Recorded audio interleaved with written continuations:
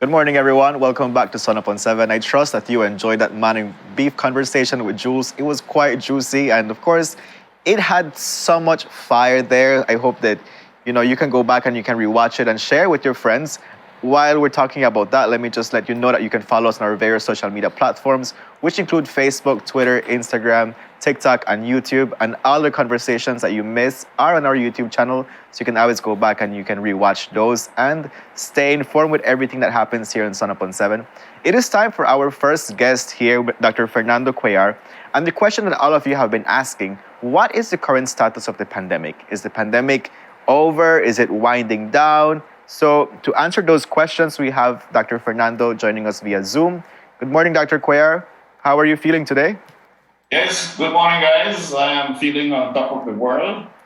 Wow, we love to hear that. Don't let the beard fool you. It's intentional. I just want to tell you, like, this beard, though, it's a different look. It's to look a little bit more mature. I was There you go. too much that I'm looking too young. So It looks good on you. It really looks good on you. I try to play the part now of a senior physician. So I love it. I love for it. the rest of the year. It's been a while since we had you back on the show, so it's nice to really see you. I'm not sure if I go follow Jules and then be fitting with the type or what. I feel like you bring good juice to the conversation. Topic we're gonna mention quickly, no? But this is something very important. I think a lot of people have been talking, we are looking at the numbers. We're seeing, okay, where do we stand? I know people were saying when they saw Omicron come and the fact that it has less severe symptoms, they were thinking that, this is the start of us winding down and doing, it's going to come to a common flu at some point in time. But What are your thoughts when it comes to looking at the actual numbers right now in Belize context? I don't want to look at the world. I want to look at Belize to see what's happening here. Yeah. Well, definitely we cannot, I repeat, we cannot say the pandemic is over. Yeah. But we are definitely looking at the beginning of the end, I think. Okay. And this is shared amongst colleagues. I'm not speaking entirely on my own. Even before I was notified on this discussion, I checked with my colleagues last night, and we're all in agreement that this is the beginning of the end. It's winding down. It's winding down. We probably want to start to hear words like endemic instead of pandemic. Yeah. Which means that we always have COVID with us. Okay, we are saying we're going to have numbers, but as you see, we send in the absolute numbers. Everybody look at their numbers every day and look at the absolute numbers. But we also look at things like positivity rate, which is the amount that come out positive out of the amount we get tested. And that's how they calculate the ratio, no? And thankfully with Omicron, although it has been classified as more contagious, and we've seen that because when we compare the waves, we've seen that we've had much more cases with Omicron. But the good thing is that it is not as deadly as the two waves before. Yeah. So that is spoken about it with a number we call the fatality rate. Okay. So the fatality rate is much less than the previous waves than before, no? So we are winding down. This not means that we go get crazy and go just do what we feel like, no? We need to go a step forward. I think the next, and you've seen that, the lifting of some restriction, the opening of the borders. I am thankful, I think, that they do it responsibly with time. I've always tried to criticize the past and the present government that in this pandemic, I think the Ministry of Health should be leading the way, so to speak. Yeah. And not just be dragged along by the other big boys in the governments, no? But the Ministry of Health should be leading the way, and we should make decisions based on science and economy and all of that, no? We know that for sure. But I think we have been seeing the step forward thing positively and responsibly. The next thing I think will happen or should happen, maybe even today, is we don't have no more use for the curfews, no? That's what they were saying, like in the next 2 weeks or so. Curfews, if I know I need one SI a few days to make one SI and blah blah blah, but that would be the next step, no? Yeah.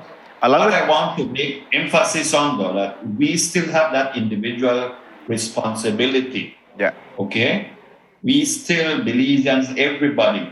Yeah. And the big thing is that we should still consider using the mask. And that should not be even on the table right now for discussion. Okay, we should still continue. I was talking to a colleague last night, and we say, you know what? Maybe we should make the difference between indoor mask and outdoor mask use. And I say, left it for profit, and they are complicated. And they find that one shed, one big, one indoor, outdoor thing. So yeah, need too much confusion. Just left it so while more mandate mask, and we could live with that for another few months before we go the next step of maybe not forcing people to use masks. Wash your hand. Not even for COVID. No, wash your hand. Personal hygiene all the time. Okay, and we will see how the flu and other entities are lessening also the hand washing. The social distance also is important, and we need to look at the numbers of the gatherings. No, maybe we could tweak that a bit when it comes to funerals and other things, that we could make it bigger, and that is the more technical discussion about how we are bust that open again, no, in terms of allowing more people to gather. Yeah.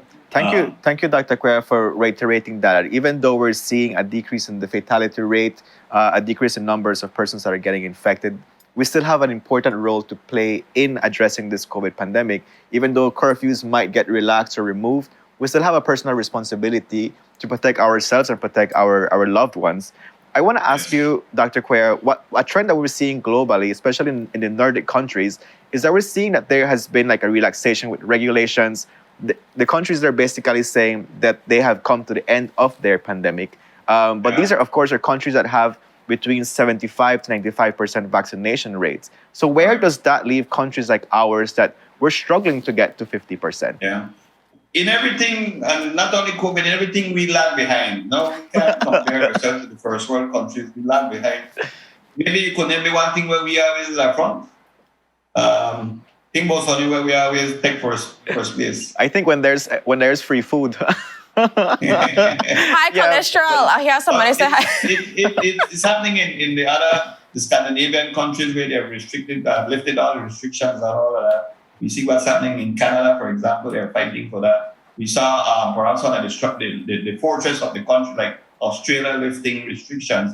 We won't get there, but we are always there a few months behind. So I wouldn't rush it. I gotta say. And then the other thing I want to say, next month when we do only 3 months tranche. Yay! I know people say that word too much on TV, the word tranche. But let's do it by tranches. Like, okay, we are talking about the vaccine and next 3 months. Yeah. And see if we live it. No? So that gives enough time for make the numbers go down. And let's all hope and pray that we don't have another variant coming up. Definitely. But that is less likely now because more people are more vaccinated. More people have become naturally immune now because more people have gotten sick. And this is the thing that we've been saying from the beginning, no? The more immunizations we have either through vaccines or through natural, the less likely one variant will come up because the variant standing a more chance of appearing when you have people without immunity. So the virus will jump out like wildfire and stand on chance of mutating, no? Yeah. So that should be a less of a chance worldwide, no? Yeah. We do have issues with countries like in Africa where they're very. So we're still not fully out of the woods until everybody is out of the woods, no? Worldwide. That's very true because we're still going to be accepting people to come into our country. So regardless of if us or we as a people have a better grasp on it, we're getting vaccinated, we're still open to. If any new variant, I'm with the top right now on wood that none comes up because from Omicron, we haven't had any new variant. I think we've had one, but it's not. We had one subtype of the Omicron, remember? Yeah. We have changed it, but that's about. Yeah. That's He never really that, like Delta kind of vibes or so. But I think people are looking at the numbers right now and seeing that, it does look a lot more positive as compared to every single week. They're like a new challenge. Every single time it's a new challenge. The next country to come up with something else and whatever. And so I want to look now at the idea of pre-testing and travel testing and so forth. Like, it's happening worldwide. Do you think that that's just like a racket, that it doesn't make sense? Or what are your thoughts on that in regards to moving forward? I think we should maybe just allow vaccinated people to be moving across freely, be fully vaccinated and boosted. And those who are not, we should keep the testing for a month or two more until just so that's why we're not out of the woods entirely. Yeah. We could relax, and the curfew and big thing we're going to have soon, and we go step by step, no rush. We get here, and we should pat ourselves on the back because it has taken an effort from all of us. No minister of health and no opposition leader, not anybody. Like all of us have done this together, Yeah. and we should congratulate ourselves for getting where we are right now and continue the good work. That's it depends on we and our personal responsibility. Okay, I cannot stress that enough. Yeah, nobody needs to go on telephone, wash your hand and put on your mask. That's second nature now. Yep. Yeah, so it's definitely helpful, and I like that you threw that option. If you're fully vaccinated, as in if you're not, then there should be those two options available for people that want to travel. I think it's also important for us, given our epidemiology data, to know how are we getting exposed to other countries and how does that contribute to like what's happening, I guess, in countries. So that data is definitely important. Dr. Cuellar, I'm curious about something. So how did the last pandemic end? The last had been with just the same measures that we talked about, the public health measures that people, I mean, it took much more lives, and it took longer, but it came to the realization that the face mask wearing and the washing our hands and the isolation and the quarantining helped much more than anything. They never have no lot of science and technology back then in 1918, for example. They never developed no vaccine against the Spanish flu. They never got all these fancy medication for help them with. It was just the public health measures that made it end. And we're still seeing the trickles of the Spanish flu from way 1 century ago. We still have viruses that have come mutating from them, no? And like I said, we should always be aware that we always have the coronavirus all over the world and in Belize. And we physicians, healthcare workers are now poised better to be able to manage it better. No? But it's up to us individually. Please make every Belizean, and I hope it can be said in English, Spanish, Garifuna, Maya, Chinese, every language available in the Mennonites, Mennonites especially. Please we got this personal responsibility, no? Right? Definitely, yeah. And just to like add, Ren, before, and it's not just like physical measures that we play, like we have to like abide by to ensure that we address this pandemic and eventually we can, breathe and be like, okay, we're kind of over it. But it's also ensuring that we keep ourselves healthy. Yes. Right? We talk about diabetes, cholesterol, all these chronic conditions that increases somebody's vulnerability to COVID. So let's keep on doing our part to ensure that we stay healthy, that reduce our vulnerability to things like COVID. Because as how you mentioned, Dr. Cuellar, coronavirus is going to be here. So let's do our part to stay healthy. That reduces our vulnerability. That's a good point that we don't stress it enough at times, that there are other people with conditions, diabetes, cancer, HIV, that have been pushed aside. Yeah. And we have taken a link with those types of care, no? Mm-hmm. Those have suffered because of the coronavirus and being put in the back burner, so to speak. What I'm also happy about is the opening of schools. Yes. And I would dare challenge the Ministry of Education, make them start to say that this year we have 1 week Easter vacation and 2 weeks summer vacation, and make everybody understand that the kids will have to jump this year for try to catch up back as much as possible, no? And then look at this 3 months summer vacation again or 2 months and figure out somewhere for lesson and put them back in school more, because I mean that and this is not a cliche. Those kids are the future Belize, no? Yeah, definitely. I want to just ask one more thing in regards to and I had asked it last year. I'm just getting your perspective. I'm not sure if this is something you've discussed with your colleagues as well, but just the idea of the vaccines. As you know, like we still get flu shots and stuff. So I'm thinking in my mind, if we are going to live with this pandemic, people can expect that, just like the flu shot, you're going to be getting a COVID-19 vaccine almost every year or something like that to help prevent, if we're going to plan to live with this thing. Is that something that you see as a definite yes, or how do you... That definitely yes. That more than likely will happen every year one coronavirus vaccine. But just like the flu vaccine, I say, you know what? if you're over such an age and if you got so much medical problem, then you're the perfect candidate to get your flu vaccine coronavirus. And hopefully they could combine the two vaccines together. So instead of I get two jab, one for flu vaccine and one for coronavirus, we get one jab where we could have covered everything. No, I'm sure that science will be able to come up with that in a year or two. No, but yes, I think the vaccines will be an yearly thing as part of our maybe even our immunization program that we have with the government and ministry. No, so again, it's our personal responsibility for make we continue in this direction. Awesome. I honestly think people are going to be so happy to know that, schools resuming, parents don't have to worry about the stress that, my child will catch COVID-19. If they do, we are in a better place now that we can be able to handle and deal with these maneuvers of catching the virus. I feel sorry for some of the people that will use COVID as the excuse for why they don't come to work. Because remember all of those procedures where you're like, I have a cold, so I stay home. All of those stuff, I believe, when we start to have the serious conversations.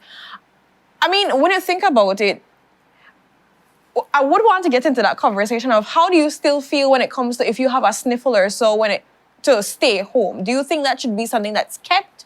Or do you think, come to work either way? Now it should be kept. For now, it should be kept. Now, if you have any respiratory ailment, you stay home. And by now, I think all the workplaces should have a policy of, hey, notify by phone, I got cough, cold, and then I'll see and check maybe tomorrow, day after, and get me test. And figure out a way. I mean, we've heard this a lot, and a lot of workplaces are, you could stay home, but you could be productive. Yes, exactly. You could work from home. Exactly. Yeah, definitely. I mean, but it should be. The gate not supposed to bust open right now. No. Yeah. We open the gate slowly, and we should still.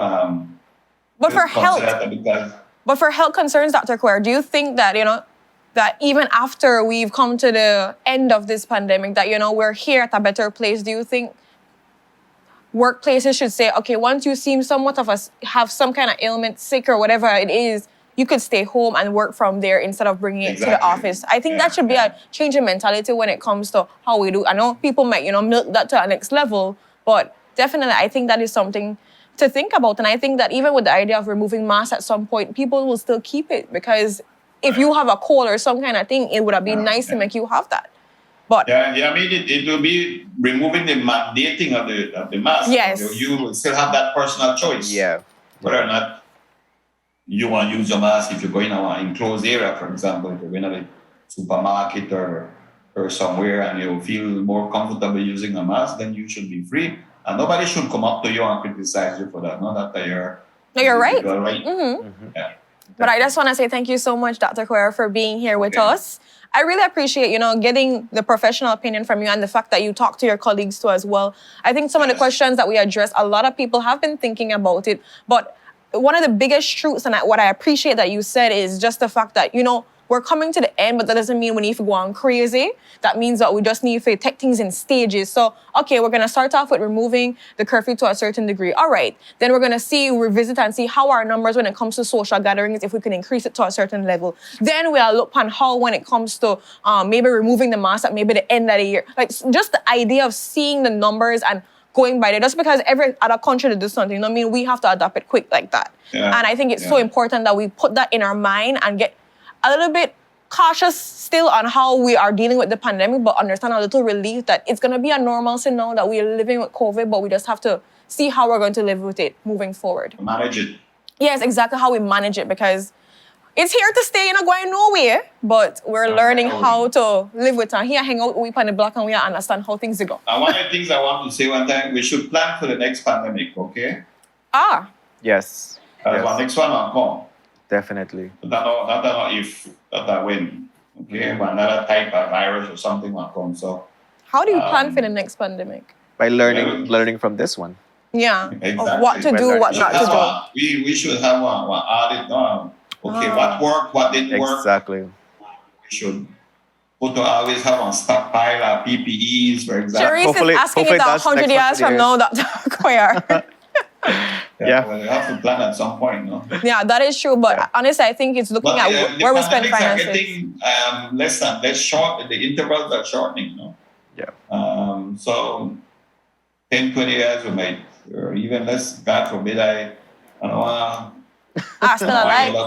but we have to plan for the worst and hope for the best. No? Yeah. Thank you, Dr. Cuellar, for this conversation. It's really hopeful for our viewers to, get what's the current situation with COVID in country, and of course, how we're gonna be moving forward. I feel it really relaxes people to know, hey, we're getting there, and We're at a better place. yeah, we're at a better place. Yeah. And of course, I want to remind you that all of us have done a great role in coming to the situation right now. And of course, your role still does not end once curfew ends. All of Yeah. us play a key responsibility course. there. And so still maintain all of the different protocols that we've been having. You wash your hands still, keep all the distance still, not to sneeze up and cough up on people. Like, come on Yeah. now. Then a nastiness.